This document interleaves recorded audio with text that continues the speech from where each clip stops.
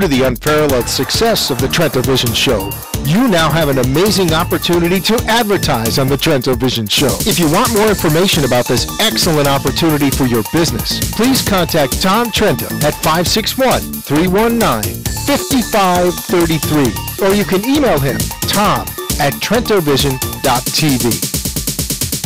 The opinions expressed on the following sponsored program are strictly those of the host, guests, and callers, and not necessarily those of the station, its staff, management, or sponsors.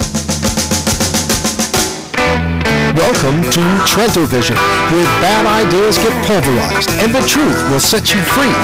Trento Vision is hosted by Tom Trento. Tom can be reached at 561-319-5533 or tom@trentovision.tv. Listen and watch every weekday from 3 to 6 p.m. on AM 1470 WNN and trentovision.tv. Now, let's get a peek at Tom's view of the world. Here's Tom Trento. Yeah, we may have, we're freezing up there. Yes, it's Tom Trento right here. And CJ. Hello, CJ. Hi. And we're missing the disembodied voice today. Yes. He had to, he had to do some personal stuff. Yep. Not with us. He's with us in spirit, and he's with us on the phone. And he's with his wife, going to take care of some family business. Yep. And he's helping our technical guy, Invisible Mike. We got to put those slides up from Mozart. We got to put those up. I'm hearing an echo somewhere. It's going through that mic, maybe? Shut that mic off. You hear it? Huh? Is it your computer? Mic's off. Computer's on, but it shouldn't be feeding through. Yeah, I hear it. Not me. No, I think it's coming through yours. Is it you, Joe? Is it you, Joe? Anyway. He's pointing at you. He's at me? No, it's not me. He says, no, it's you. It's us. It's us. See, when the disembodied spirit isn't here, I think it's going through the Mac. But in any event, hi, Tom Trento here, trentovision.tv. 4 minutes past 3 o'clock in the afternoon on a beautiful, can you believe it's 20 days into November? It's 2 weeks since Western civilization fell apart with an absurd vote of 47% of the people in America that simply do not want to work. They want to get free stuff and enjoy Obama phones and Obama dollars and all of that, but we are here for the other 53% to lead them to the promised land. And also to wish my mother a happy birthday today. Oh, how nice. I have a friend, my friend's little kid is 5 years old. She's probably asleep right now, but... Your mama? Yeah, she just got home from the hospital, but she's probably asleep. But just in case, Mommy, you hear me, happy birthday. Happy birthday, Mama. So that's very nice. Anybody else's birthday, give us a call. We're going to sing happy birthday to you. 888-565-1470. And what we do here, for those of you just tuning in, Rush finished. You go, let me see what else is on the airwaves. We're here, and we are cooking with gas, let me tell you. We started our show the 3rd of September on WNN 1470. It was Labor Day for those of you who are keeping count. Do we have Barry? Yeah. Not yet. For those of you who are keeping count. And our show was 2 to 3 o'clock Eastern time. And it was specifically dedicated to dealing with national security issues. That's our expertise. I direct an organization called The United West, uniting Western civilization against Sharia-compliant Islam. What are you looking for, Mike? That one. maybe? There you go, yeah. Yeah, good. Got it? Got her. And been doing this for many years, work with some key national security experts nationally in the law enforcement world, in the intelligence world, in the military world. And we're part of a movement, a counter-jihad movement, to fight the jihadis. What's a jihadi? Oh, the 4 guys in California that got busted yesterday for simply wanting to kill Americans on military bases, both here and overseas. But it's more than that. We fight also the Muslim Brotherhood, which is not a designated terrorist organization by the United States State Department, not yet. We're working to get that done. Right now, it's a friend of the United States State Department, and as we speak, the Secretary of the State Department, what's her name again? Oh, I think it's Hillary Clinton. Oh, yes. She is where? She is working on a ceasefire agreement to be brokered by the Muslim Brotherhood in Egypt. What a cunning plan that is. And tell us the world isn't upside down. We have Hillary Clinton, whose right-hand bag lady is Uma Abedin, who's so mobbed up in the Brotherhood with her mother and father and everybody else, collaborating with President Morsi, who 2 weeks ago said the Jews should be destroyed, to bring in a peace settlement, some sort of truce, when Israel is on the verge of absolutely devastating and destroying Hamas for 10 years. Yeah. And Hamas now is going nuts, shooting anybody they think is a collaborator with Israel, then dragging their bodies through the streets. The animal essence of a jihadi is being articulated in Gaza now. But on 4:15 CJ, we're going to bring in Scott Jacobs from L.A. Mm-hmm. He videotaped the low boil of the jihad and the Arab street percolating and festering in Los Angeles. So he's going to tell us about that, and then tomorrow we're dedicating an hour to the Muslims in Los Angeles getting ready to maybe do some nasty stuff. So that's our area of expertise. National security. We're experts on the Muslim Brotherhood. I'm one of the authors of Sharia, the Threat to America. And if Mark, our disembodied spirit, was here, he'd have that. He'd have that book right up on the screen, wouldn't he? But my invisible mic is running back and forth between a camera and a computer and can't quite keep up with that. But he is bringing a live video picture to those of you watching at home or around the world on TrentoVision.tv. This week we are covering the war in Israel. It is a war. Israel is at war, been at war since 1948, and it has various phases to it. Yesterday we brought in several analysts and experts from Israel in different parts of America. We're going to do the same thing today. In a few minutes, we're bringing back an Israeli analyst, Barry Shaw, has another update for us as to what occurred overnight and all day. As you know, Israel is 7 hours. It's 10:09 in the evening, 7 hours ahead. And anything locally going on, CJ, we should be aware of?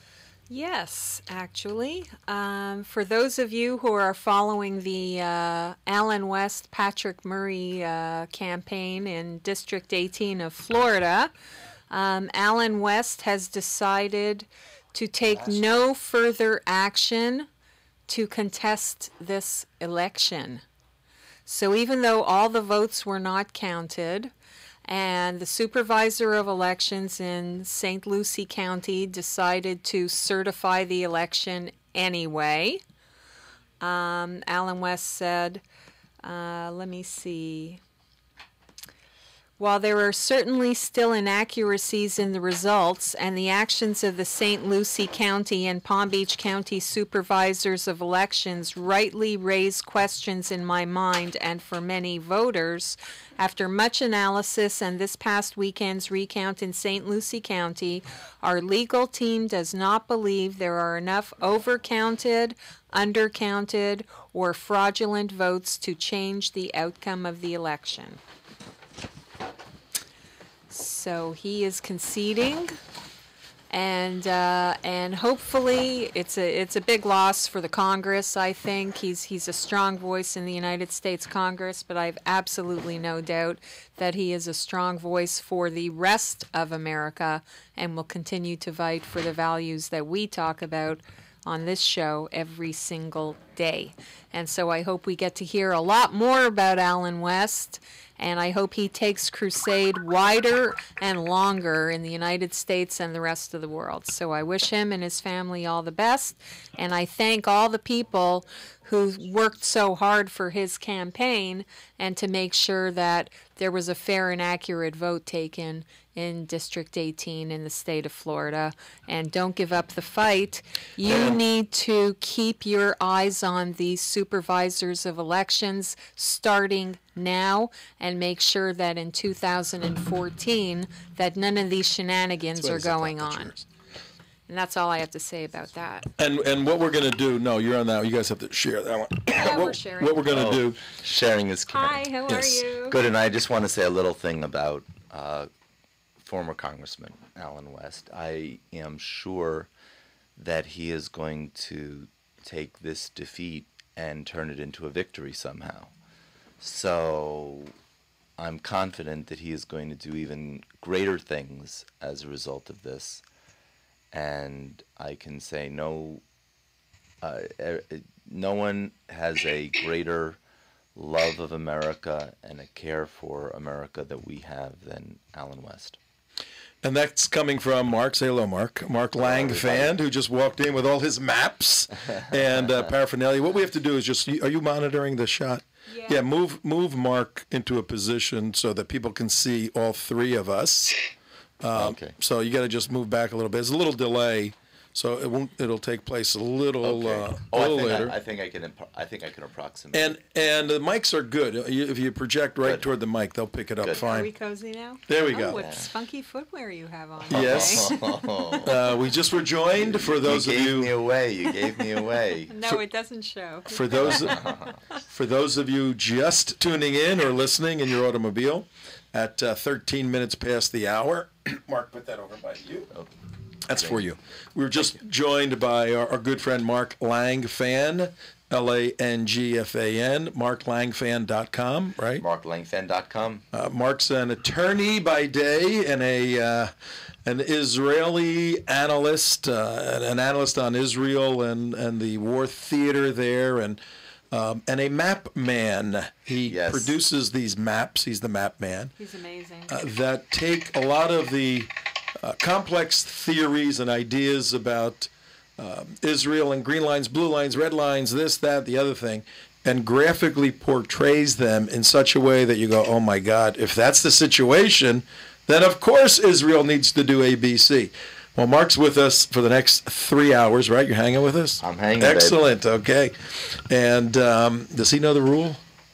Who's ever with us? Yeah, the rule is whoever's with us from the 5 to 6 hour buys dinner. Done. But the problem is we're going to have to include my dad in this That's gig. fine. That's great. That's great. I'm sorry he couldn't be here.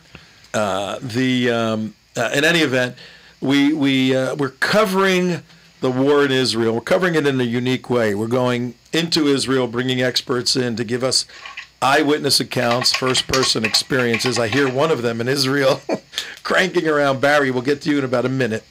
And we're analyzing this, and we're uniting. We're an activist radio program and internet TV program. We're organizing people to unite with Israel as the days get difficult ahead, particularly if our wonderful Secretary of State, who quit already, right? I mean, she's leaving, who's now working with the Muslim Brotherhood to bring peace to Israel. This is so crazy. Yeah, but I just have one thing that I would like to add to that, if I could. Sure. I noticed that the United States and the rest of the world are never in a hurry to press a ceasefire on Hezbollah or Hamas or anybody else when thousands of rockets are raining down on Israel. It's only when Israel decides, you know what, we've had enough of this and we're fighting back, that all of a sudden everybody screams and the United Nations descends upon Jerusalem and says, you guys got to stop defending yourselves. We need to talk about that. You talk about war theaters. It's the theater of the absurd. It's the war theater of the absurd, especially this disproportionate use of force. I thought that's what war was. It's overwhelming. Yeah, when America uses it, it should be overwhelming. Yeah. But I'd like to throw a little monkey wrench into the whole. And I got to bring in our analyst in a minute here. it's more a vision that perhaps this is really step number one to attacking Iran. And in the context of that, if you see this as Israel could never even remotely hope to attack Iran, if after it attacked Iran, Hezbollah could fire this kind of stuff into Israel proper and into all of the air bases from which Israel would be tempoing eastward. So if you really look at it, and I'm not saying it's definite, right, but I'm saying a way to possibly look at this entire event is through the lens of a three-step process by which Israel might very well be laying the groundwork for being able to effectively attack Iran. I saw that floated recently. We want to get into that in depth, but let's go right now to Israel, to Barry Shaw. Barry's with us on Skype. Barry, can you hear me? Barry, can you hear me? Yeah. Hey, how are you? How are you this evening, Barry? It's 10:17 your time, and you were with us yesterday. You gave a beautiful overview of what's going on. People can contact you at Israel, The View from Here. Is that the best place? Yes, indeed. The View from Here or IsraelNarrative.com on the website. Okay, well, you are with CJ. Say hello to Barry. Hi, Barry. Hi. Mark Lang fan. Hello, Barry, and our thoughts and prayers are with you and your family and all the people of Israel. Thanks, Mark. Appreciate it. We need it. Okay, what do you have for us today, Barry? Okay, what I'm going to do is give you some of the highlights of some of today's events. It's been a very busy day, and if time permitted, I hope you'll allow me to make one or two quite pungent comments and remarks about one or two issues involved in what's happened today. I can start off by saying that there may or may not be a ceasefire by midnight. Bibi is set to meet Hillary Clinton at 11 p.m. That's about another 40 minutes. Coming on to today's events, over 100 rockets. Actually, every time I write down the numbers, they keep going up. We're over 150 rockets today. That's more than yesterday. That included hitting a bus, a school. Miraculously, the passengers on the bus managed to scramble to safety. There have been 2 Israelis killed in rocket fires. One's an 18-year-old Israeli boy, a young soldier, and another one, believe it or not, is an Israeli Arab has been killed today by a Palestinian rocket. Buildings have been destroyed in Sderot, Kiryat Melachi, 2 in Ashdod, 1 in Ashkelon, Netivot, and Beersheba in the south, and Rishon LeZion in central Israel. No serious injuries. I think it's worth pointing out to your listeners, Tom, this is down to 3 things. Are you hearing me? Are you hearing me there? We hear you perfectly. Okay. One is the Iron Dome anti-missile system, which we discussed yesterday, which up to now has intercepted more than 350 rockets. But the main things, and this might be news and interesting for your listeners there, is that in Israel, sealed rooms in homes are an integral structural component in residential homes in Israel. And we just saw here on TV a totally destroyed apartment in Ashdod. Totally destroyed, except the people, the family, had been listening to and obeying the instructions that are going out regularly by the IDF Home Front Command, and they were all in their sealed room. The only part of that structure that remained standing was the sealed room. That saved their lives. And this has been repeated all over Israel. Hey, Barry, let me interrupt you. Let me interrupt you for a minute. Back in February, our sister organization, the United West, 10 of us went over on an intelligence briefing led by Israeli former IDF border and a national policeman, Mark Kohlberg. I know Mark very well. He's a great guy. He's got a phenomenal program, and you know, we're pushing his program. We went over and we were in Sderot, and we're looking at all these houses with this construction going on toward the west. And we said, what is that? He said, that's the mandatory bomb shelter room that's facing the Gaza Strip that everybody has to have on every home. And we said, whoa. And then we went to a bus shelter where you wait out of the elements, out of the weather, for a bus. And it was a bomb shelter for people quickly having to go somewhere. We went inside of it, and it's got, the bulletproof 6-inch glass, and you're in this, 3 or 4 people can fit in there, but that whole town has become fortified. It was simply amazing. Yeah, well, this is now clear evidence that this is saving lives, and that's why this comes on to something I want to discuss with you guys a little later on. I just want to tell you 1 or 2 interesting factors. Well, on the other side of the coin, Israel has hit over 50 terror targets within the space of a couple of hours in Gaza. We destroyed over 30 rocket launchers, a Hamas weapons storage facility, and killed 6 members of the Army of Islam Salafi terror group. We also hit the Islamic National Bank in Gaza, because they're one of the banks that are funding money to Hamas and Islamic Jihad and other Islamic terrorist organizations in Gaza. Now, this is the point I want to make. Yesterday I mentioned something, and I want to repeat it in more emphasis today. Months of intelligence gathering has allowed the IDF to launch surgical strikes with such efficiency. But today the Palestinians killed 6 Palestinians in a public extradition on the streets of Gaza. They accuse these people of helping Israel identify Islamic terror targets. So they shot them in the street, and they dragged them through the streets. That's justice Palestine style. Now, I want to ask all the bleeding heart human rights activists who are hitting on Israel right now, why have they been so silent about these human rights abuses in Palestinian society? Great point. We just saw, before we came on the air, we reviewed some of the footage of the jihadis, the Palestinians, dragging dead body behind a motorcycle to the cheers and the gunfire of all the people watching them. Yeah, where is UNRWA? Where is the United Nations? Where is all of these organizations calling for human rights? It's a one-way street. We all know that. Yeah. Look, Mark, John, before I come on to another point, I just want to mention this because you may have some listeners over there who might have people involved over here. We have a visit here of top-level delegation from the Jewish Federation of North America. They were touring southern Israel today and had to dive for cover because as they toured around, the sirens went on and a rocket landed during their visit. Wow. When Ban Ki-moon from the Secretary of the United Nations was in Jerusalem, the sirens went on in Jerusalem and rockets fell just outside Jerusalem.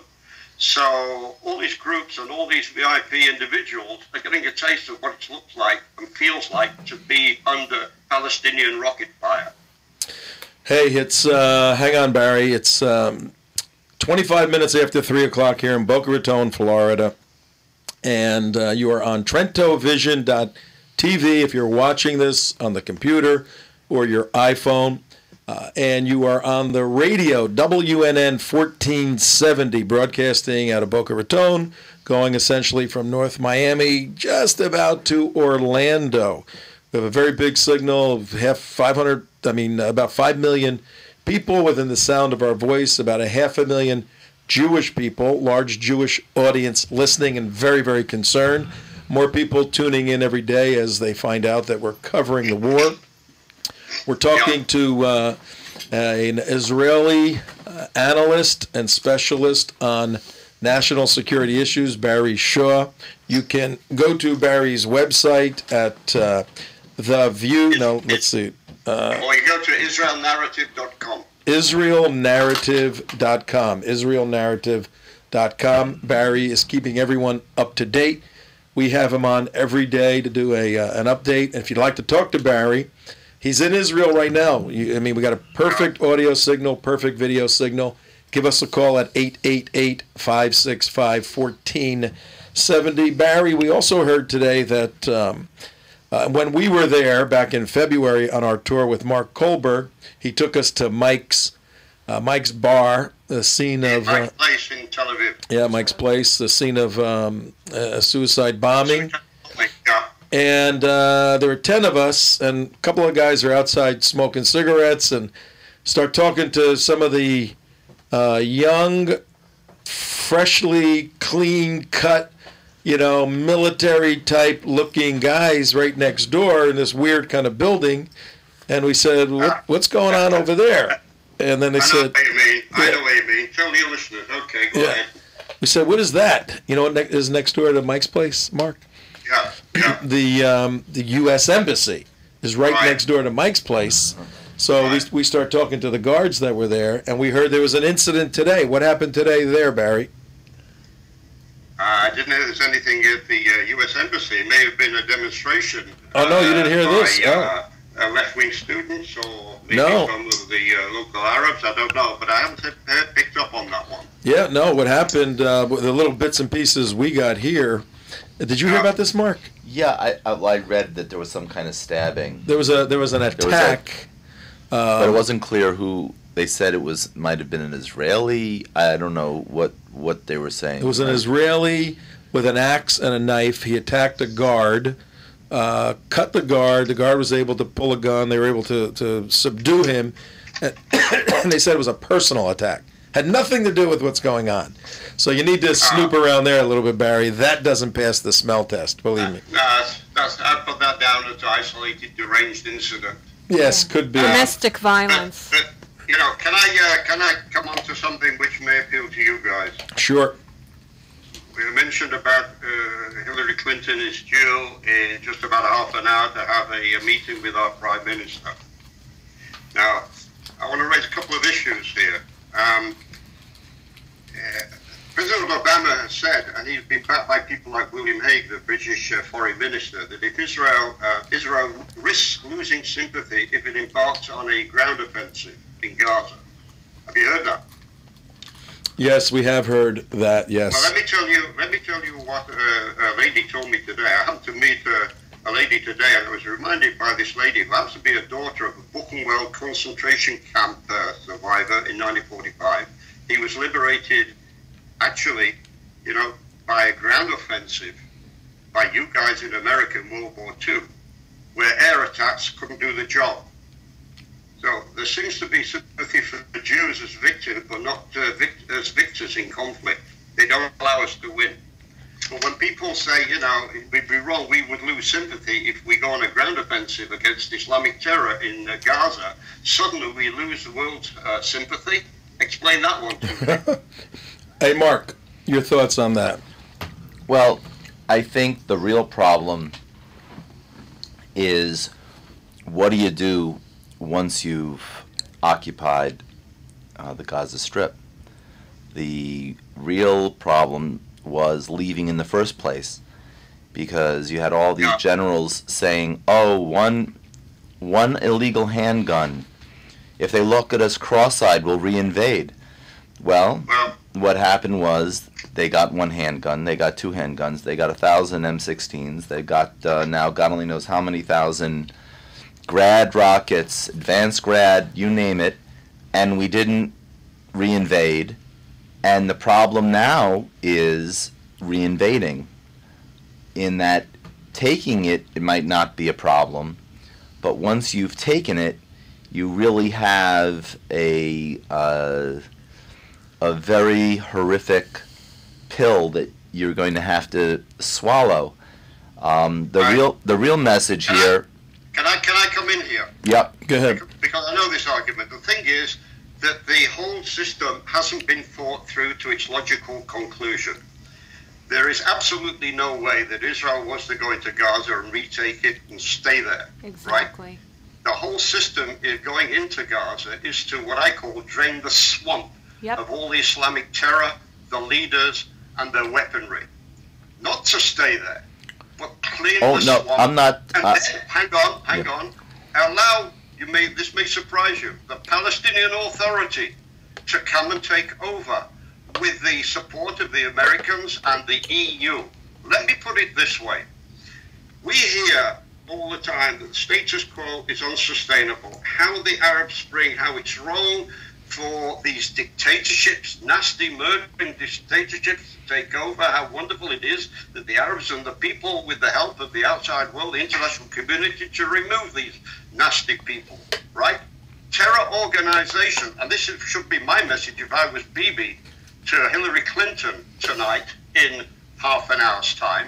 Terror organizations must be removed from power, otherwise they will continue provoking war, terror and instability.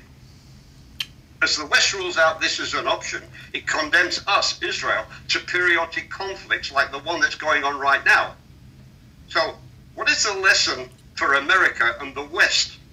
Look at Libya post-Gaddafi, Egypt post-Mubarak, the new Turkey under Erdogan, and the future Syria without Assad, Lebanon under Hezbollah.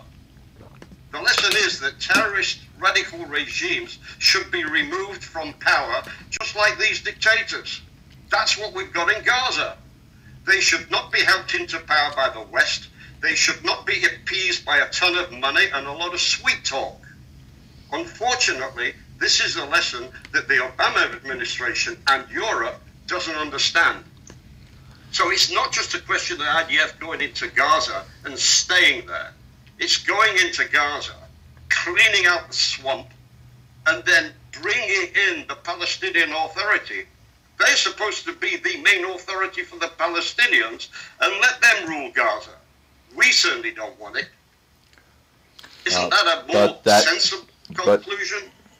But there's a couple of slips between the cup and the lip there, in that you've got, you say, oh, well, you're going to bring in the PA to rule Gaza. Yeah. You and how many 100,000 U.S. troops could possibly keep the PA in Gaza? The PA is a non-existent entity. It never was, it never is, and it never will be. It's only as strong as the people who command it, and they're not strong. So you could put the PA back into control of Gaza, and the next day Hamas will annihilate them just like they annihilated them last time. Don't get me wrong. You allow Israel to remove the weaponry, house by house, drain the swamp, and then you bring the PA in, and they, together with other forces, whether it's NATO, whether it's the way they did it throughout the West Bank, if you want, they have their own security people. Let them rule it. They don't. It would certainly be a defanged Gaza Strip compared with today, because I want to promise you something. If within 24, 48 hours we have a ceasefire, how long do you guys think that's going to carry on for? Barry, don't think I'm saying that something shouldn't be done, but the notion of going house to house and draining each house of all the M16s and everything else is, I'm not as an American going to say Israel should be doing that, especially, and when you talk about the West Bank, the reason why the West Bank isn't the Gaza is because Israel is still there. And so the first lesson is that the two-state solution has failed, and there should be a clear statement that the two-state solution has failed, period. And so on that point, I want to ask Tom to have me back on a future program to talk about what I call alternatives to a failed two-state solution. Absolutely. I have some inside information here from Israel which may surprise you people, but it's not for this show. I want to keep it under wraps and get me back again. So the first key is that the two-state solution is dead, and the people who have foisted this solution should really be exposed for the charlatans that they are, in that there should be a Katusha gate. I mean, this is not, I mean, if a Watergate where no one died and something bad happened, whatever, you investigate it. Well, by golly, this was a total balagan from Ehud Olmert to Shimon Peres to you name it. there was complicity in the creation of what is now Gaza and the cancer of Gaza. So I think that started with Sharon. it started before Sharon. It started with. Wait, hang on, everybody. Hang on. Hey, Barry, hang on. We can only get one person at a time. Let CJ jump in. CJ's been chomping at the bit here. Okay. Yeah, a couple of things. First of all, Barry, where you suggested go drain out the swamp in Gaza and replace it with the PA and have the United Nations and Israeli troops in there guarding the place. Well, I think they already tried that in Lebanon, and pretty much Hezbollah took over, and pretty much there's no shortage of things coming from Lebanon into Israel. That's one thing. The other question I have is, as far as a ground war and going house to house in Gaza, what is the possibility or the capability of the IDF to go through Gaza, blow up all those tunnels where the munitions are coming through, create a no man's land between Gaza and southern Israel, where basically you just blow up every single building that everybody could hide in and push it further and further back, so whatever they're sending over there, it's going to land in their own no man's territory. And the other thing is, there's no accountability for the billions of dollars that are flowing into Hamas and the PA from the United States, from the EU, from Russia. Where's the money going? Who's accountable for it? It's going through Israeli banks and getting dispersed to the same people who are trying to kill them. Who's shutting that down? All right, hang on, everybody. It's 38 minutes after 3 o'clock in Boca Raton, Florida. You're with Tom Trento, your host on Trento Vision. CJ is with us, Mark Langfand, a local attorney, New York attorney, Florida, down here, but an expert on the topography, geography, and military capabilities of the enemy as it relates to Israel. He's in studio, then we're Skyping in an Israeli analyst and investigative reporter, Barry Shaw, IsraelNarrative.com. You can go there for his website. We're discussing the complex problem of figuring out what the hell should Israel do with Gaza now that it's devastated much of the physical infrastructure. What's the next step to, as Barry says, drain the swamp? And these are not easy questions. If you want to jump in, share your thoughts, give us a call at 888-565-1470. That's 888-565-1470. Does anybody have an answer to this problem? Barry, what's your quick answer to Israel's next move? Well, I guess you developed it with some sort of occupation, or not occupation, bring the PA in. No, don't mention no occupation. Let me just jump in here to answer CJ and Mark also. First of all, if you go back to the last operation in Gaza, we were on our way to winning. We were coming up the high street in Gaza City, about 100, 200 yards from where the Hamas leadership were hiding in the basement of the Shiva hospital when Olmert surrendered to international pressure. And Israel withdrew. We were within inches of taking over Gaza City. We were within maybe a matter of few hours of finding Gilad Shalit at that time. In fact, when we withdrew, most of the Israeli soldiers who came out of Gaza, as well as a lot of Israelis, were absolutely disappointed that we had turned away when we had final victory within our grasp. So when I say that we can do the dirty work of going house to house and cleaning out the swamp, we were almost there the last time. Now, coming back to about the CJ's thing about, maybe we should, destroy some houses and make a no man's zone there in order for rockets not to be able to hit us. I got news for you, CJ. The rockets they've been firing have a range of 70 kilometers. So that's not going to work. Now, part of the reasoning behind what I said is that have the IDF go in and clean out the swamp, get rid of the leadership of the Islamic terror organization, drain them, degrade them, get rid of all the heavy weaponry, and then introduce the PA. What that does is, don't forget what you have right now, is you have a pact, a Muslim Brotherhood pact between the government of Egypt and Hamas in Gaza. Hamas, the Islamic terror organization, is a Muslim Brotherhood member. So by introducing the PA to do the dirty work after we've moved out, withdrawn, keeping law and order over there, and bringing the international community to back them up, you break up that pact and you create a less lethal buffer zone between Israel and Egypt.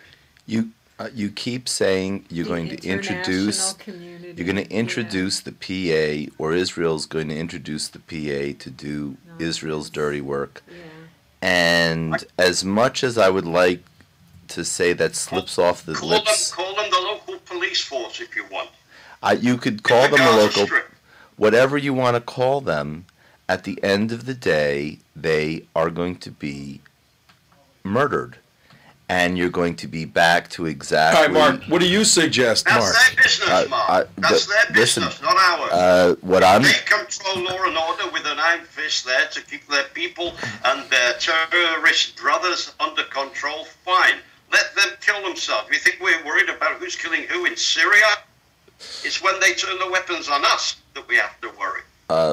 Mark, all I'm saying is there's, it sounds like you can say drain the swamp, but the problem is the swamp at this point is almost not drainable.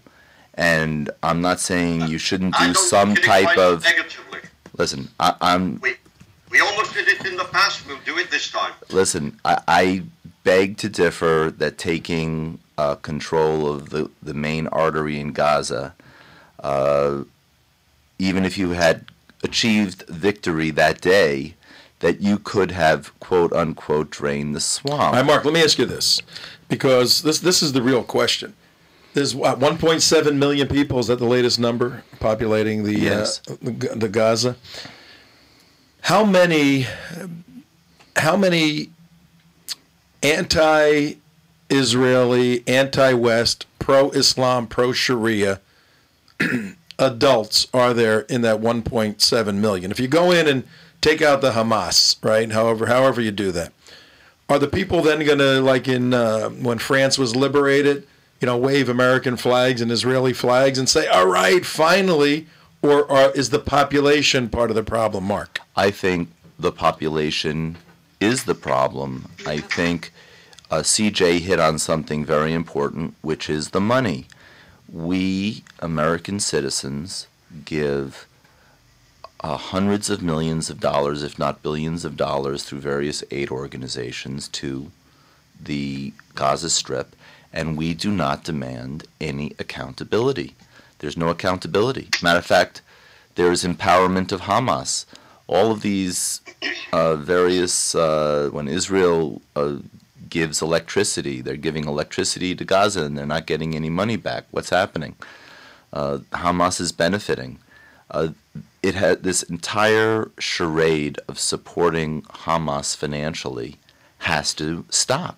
And until you're going to have American secretaries of state say, we're not going to finance this terror anymore. We're not, if you want to have, if you guys want to go further into the swamp, you can go into the swamp, but you're not going to get any money. And I think the money is a huge lever. And it's kind of hard to say what is the solution, because what is the solution to Somalia?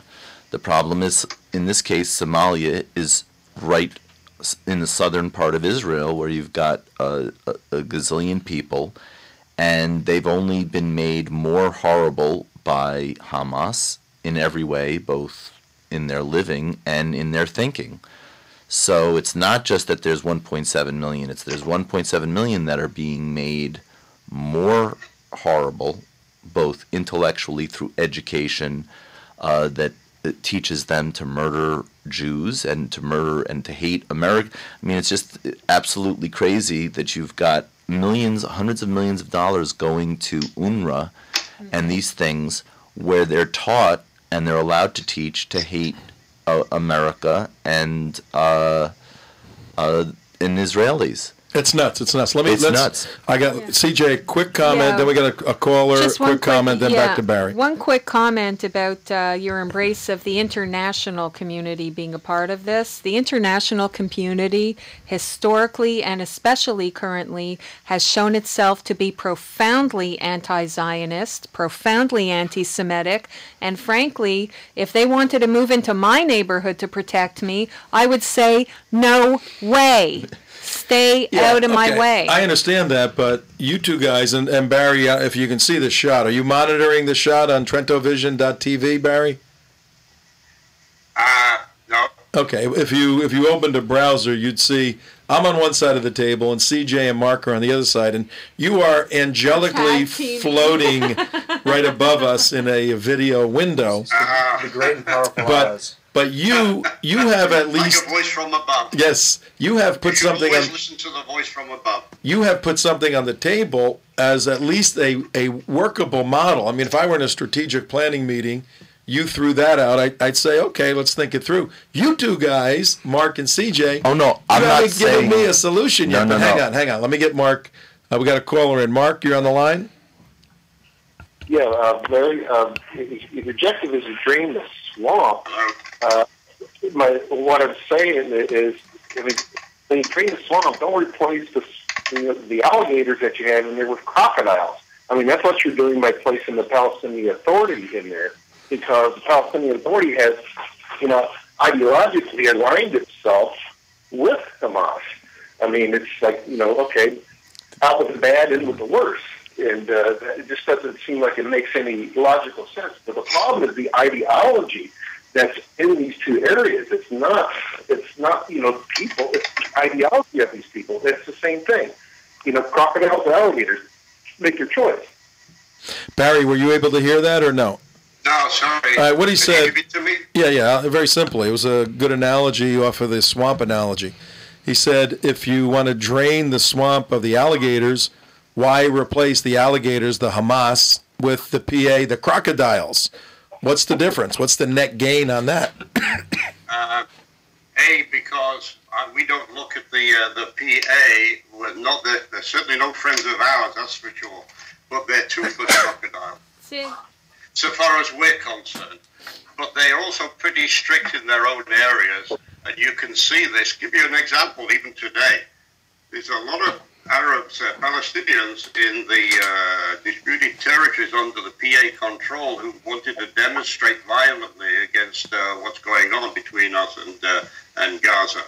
And the PA clamped down on them today. Oh, really? So, in a sense, as I said to Mark, if you look at them as a police force within the Palestinian society, they've been pretty effective. Do they want the job? That's what I'm trying to say. The amount of terror coming out of Gaza, as opposed to coming out of the other territories under the PA control. We have an easier situation, I would say, from there than from the Gaza Strip. All right, let me ask this. We just got a few minutes left. I ask all three of you, and Mark, you go first, and then we'll have CJ, then Barry. Netanyahu and his team are obviously thinking these things through. We have one option on the table. Drain the swamp, prop up the PA in some, artificial way and see what happens. That's a possible next step. What do you guys say, Mark? Well, your quick answer. The quick answer is they're going to have to, that you can't just the bluff that you're going to be land invading and then just be like a will-o'-the-wisp weak sister there. So I think they're going to have to do some type of land invasion where they do a minimal footprint, maximal force attack where they maybe don't drain the swamp, but they certainly rid the swamp of a lot of the leading crocodiles, and then they just say, "This is, we're gonna leave, and if you do this again, we've killed all of your main people. If we do it again, we'll see you another year. I don't think installing a police force has any chance of actually working, where you're going to be losing men right and left in Gaza itself. Okay. All right, CJ, now a quick comment on that, Mark, and that's probably the prevailing view right now. Go in, do as much tactical destruction as possible, get out of there. Mm-hmm. But we all know when there's a vacuum like that, every little wannabe jihadi or every Iranian, every Syrian, everybody from everywhere. Every Islamist from all over the world. They're coming in, man. The place. CJ, your thoughts, and then we'll go to Barry. As far as installing the PA and strengthening the not negative PA. stuff. No. Give us a positive. Okay. I'm saying 20 years since Oslo, we've been trying to prop these people up internationally and through Israel. It has not worked. I think this is a ploy on the part of the PA to say, look how moderate and reasonable they are. Send us more weapons and declare statehood for us next week in the UN, and then we'll be a good force to go into Gaza. Okay, but that's what shouldn't happen. What do you think should happen? Give me a next step that we can send to BB, and he goes, "Oh, what a great idea." Yeah. Oh, okay. and by the way, this is a perfect reason why there shouldn't be a Palestinian state, because the PA wasn't able to control it to begin with. If anything, this should be the nail in the coffin of any two-state. Not just two-state. When I mean nail in the coffin of the two-state solution, I mean not only in the two-state solution, but any notion that there can be any type of statehood for the Palestinians over any part of the West Bank. All right, let's let Barry. Barry, got about a minute. We'll let you have the final say here. Tom. Yes. With all due respect to Mark and CJ, I haven't heard any, I would don't want to call it better suggestions, but I want to give you some information. With regard to the PA, I want to mention one thing. I want to tell you, they have succeeded so far of nailing Hamas in the West Bank. They've done that. The other thing I want to tell you is if we do, as I suppose it was suggested, don't go in boots on the ground and don't take over Gaza and don't drain the swamp. In other words, accept the ceasefire that's going to come up within 48 hours and leave them alone. That leaves Hamas and Islamic Jihad with between 6,000 and 8,000 rockets. By the way, I want to tell you some intelligence information has been leaked in Israel, so I'll share it with you guys. Hamas have what's called the Strela, which is a ground-to-air missile. In other words, anti-aircraft missile, and they have used it more than 10 times against the Israeli jets who are operating over Gaza 24 hours a day. So you want to leave them with those Strela missiles, and even if we have a ceasefire which may last a year or two, that with the Muslim Brotherhood in Egypt is going to be forget the tunnels, they'll be trucking these weapons into the Gaza Strip. So the next time we have a conflict with Hamas, they'll have 20,000 rockets and more sophisticated anti-aircraft missiles if we do not drain the swamps. Okay, well, we totally did not say don't drain the swamps, and we totally did not say don't go into Gaza and take care of the job. Absolutely not. That's not what we said. That's not what we said. But what did you say? I didn't hear what you said. I said you're going to have to go into Gaza. Let's wait. I want to give you, because you're going to have a wrap here. You got 15. Give you some breaking news right now. You got about 20 seconds. Go ahead. Regardless, the ceasefire. The ceasefire is going to be delayed by at least a day because Israel is yet to respond to proposals. I guess this is because of their meeting soon, within 5 minutes, with Hillary Clinton, and that's going to take them through tomorrow. So I can expect, one thing I anticipate, more rockets tomorrow, at least another 150, 200 rockets tomorrow, and more Israeli action over Gaza. Okay, Barry, we will contact you overnight and set up a time for you to come back on tomorrow. We really appreciate this. It's extremely informative and helpful, but we got to go right now. We'll be back after the top of the hour. Tom Trento saying goodbye to Barry Shaw. Barry. Stay safe and everyone else. Bye-bye. Thank you. Guys, thank you. See you, Barry.